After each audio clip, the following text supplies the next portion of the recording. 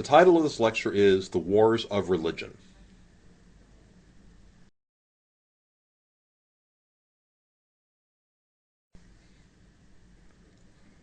The Protestant Reformation left the unity of medieval Christendom shattered. Christendom can be defined as a social, cultural, and political order founded upon and permeated by Christian faith and morals. Medieval European civilization was a unified entity in which social and cultural life were suffused with Catholic faith and morals, and the political order, which is always an expression of the cultural life of a people, expressed Catholicism in its laws and in the relationship between church and state. This unified entity was destroyed by the Protestant revolt.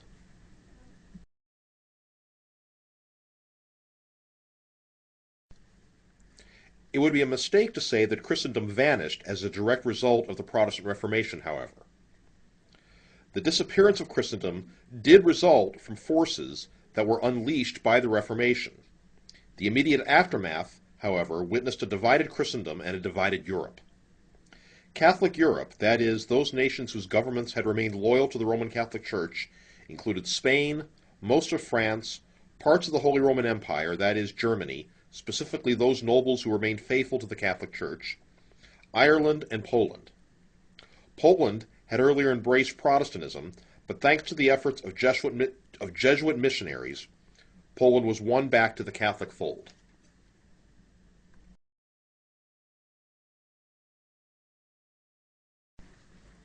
Protestant Europe consisted of Switzerland, parts of Germany, specifically those nobles who embraced the Protestant Reformation, Scandinavia, the Netherlands, England, and Scotland.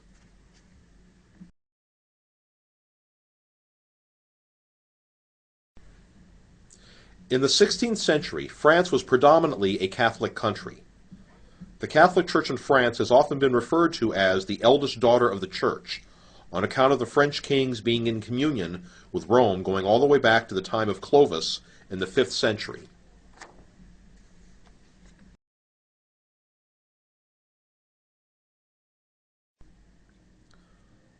Protestantism was introduced into France in the early 16th century, initially in the form of Lutheranism.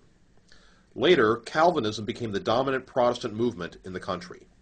French Calvinists later went by the name of Huguenots, a term of uncertain origin.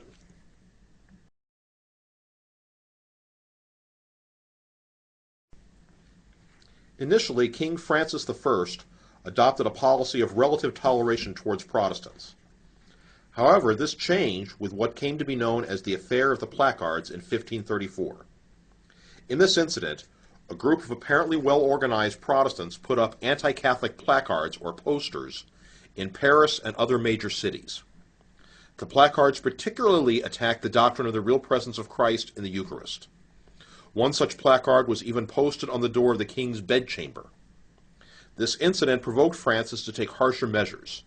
He had the placardists hunted down, and several of them were publicly burned at the stake in 1535 in the king's own presence.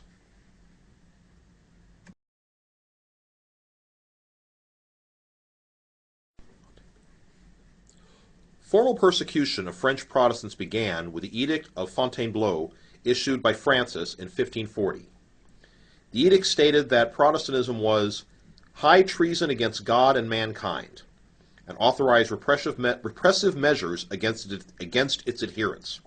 These measures included loss of property, torture, imprisonment, and death.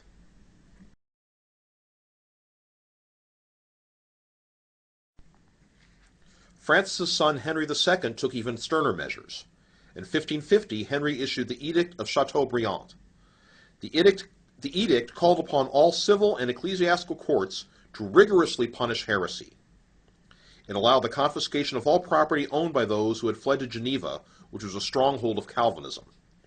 And it established rigorous censorship of the press, especially book publishing. Anything published in France had to be reviewed and approved by the theology faculty at the University of Paris.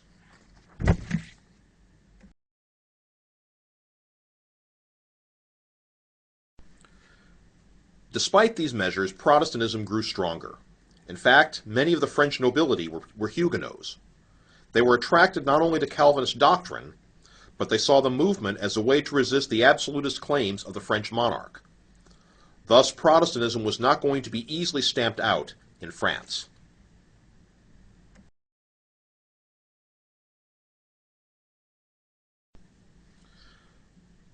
To make matters even more complicated, when Henry II died in 1559, his son Francis II was only 15 years old and thus unable to take control of the kingdom. This left a power vacuum in which two competing dynasties vied for control of the French throne: the House of Guise, which was fervently Catholic, and the House of Bourbon, which was sympathetic to the Huguenots. Thus, political intrigue combined with religious division to determine the course of the French kingdom.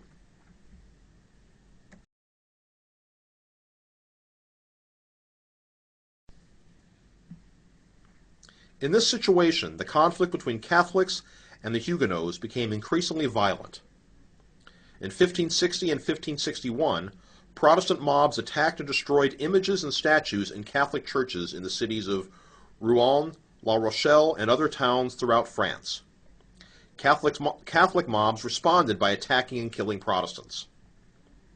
Shortly thereafter, open war erupted between the two sides, with royal forces and Catholic nobility fighting Protestant nobility for control of the kingdom. Perhaps the most horrific action occurred on St. Bartholomew's Day in 1572. On this day, Catholic mobs attacked and killed approximately 10,000 Huguenots throughout France in a carefully orchestrated action.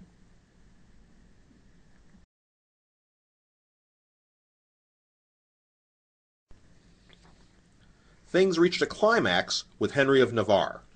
Henry succeeded to the throne upon the death of Henry III. He was a Huguenot. He was also a capable military commander. His forces defeated Catholic opposition all over France. However, the populace of the city of Paris, the very capital of France, was staunchly Catholic, and they made it clear in no uncertain terms that they would never accept a Protestant king.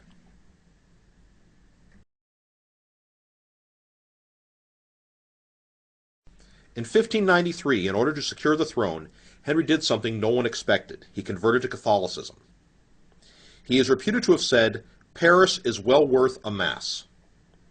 He was crowned king in Chartres Cathedral in 1594 and entered Paris triumphantly that same year. In 1598, in order to bring what he hoped would be lasting peace to France, Henry issued the Edict of Nantes, which granted broad toleration to the Huguenots, allowing them to worship as they pleased, provided that they respected Catholic practices and feast days and continued to pay a tithe to the Catholic Church.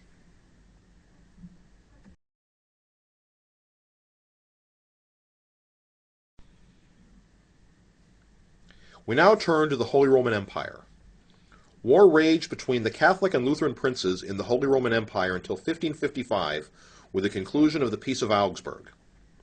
The peace was concluded at an imperial diet called by Emperor Charles V. Charles, a fervent Catholic, had endeavored to bring the Lutheran princes into submission to Rome, but without success.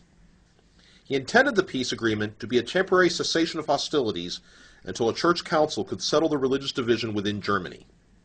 The agreement established the working principle of cuius regio eius religio, which translated means, whose realm, his religion. This meant that the prince of a particular region within the empire would decide which religion to follow in his particular principality, either Catholicism or Lutheranism. His subjects had to adhere to whichever religion the regional prince chose. Thus, if you were a Catholic and lived under a Lutheran prince, you had two choices: either convert to Lutheranism or migrate to a Catholic region.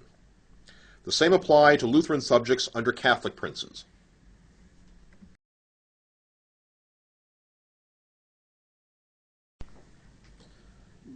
This map shows the religious division of Europe around the year 1600. Notice the particular situation of the Holy Roman Empire, divided into Roman Catholic regions, Lutheran regions, Calvinist regions, and Catholic regions with large Protestant minorities.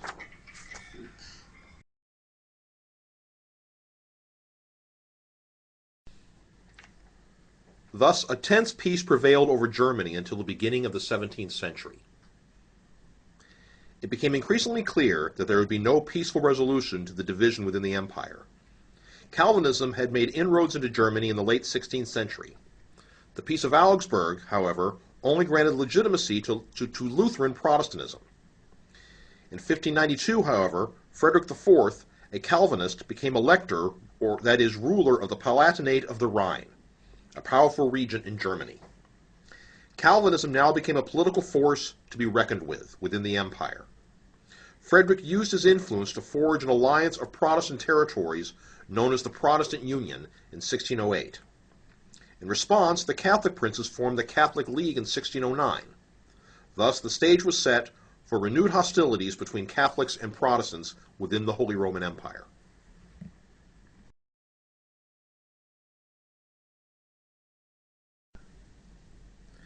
The event that touched off another war came to be known as the Defenestration of Prague, which occurred in 1618. That year, Catholic Archduke Ferdinand II ascended the throne of Bohemia. Now, Bohemia had been a haven for dissenting Christians since the days of Jan Hus, who died in 1415. King Ferdinand ordered the cessation of the construction of Protestant chapels on royal lands. When the Protestant nobles, meeting in an assembly at Prague, protested this, the king dissolved their assembly. The Protestant nobles revolted, went down to the town hall where the king's representatives were staying, and threw them out the window. They landed in a pile of manure.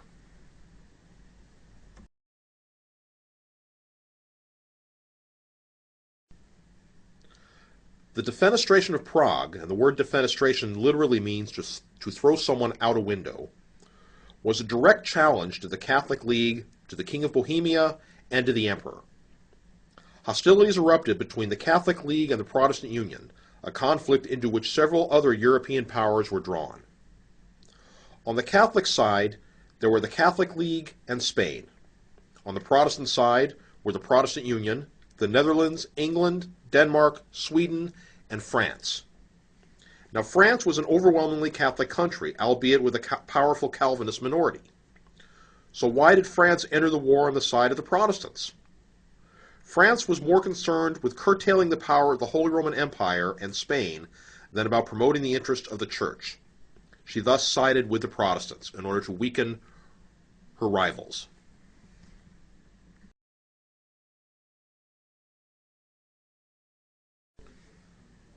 The war in Germany raged for 30 years, hence the name 30 Years' War. The devastation and carnage were enormous. Whole towns and villages were destroyed by opposing armies. Farms and crops were destroyed, churches were burned, Catholic priests and Protestant ministers were murdered, and thousands of innocent people perished. Peace was finally concluded at a conference at Westphalia in 1648. The peace treaty reiterated the status quo of the Peace of Augsburg, giving each territorial ruler, now including Calvinists, the right to determine the religion of his region. In addition, it decreed that those practicing a minority faith within a given region now had the right to practice their faith publicly during specified times and privately whenever they so willed. It also significantly redrew the map of Europe, with France and Sweden achieving significant territorial gains.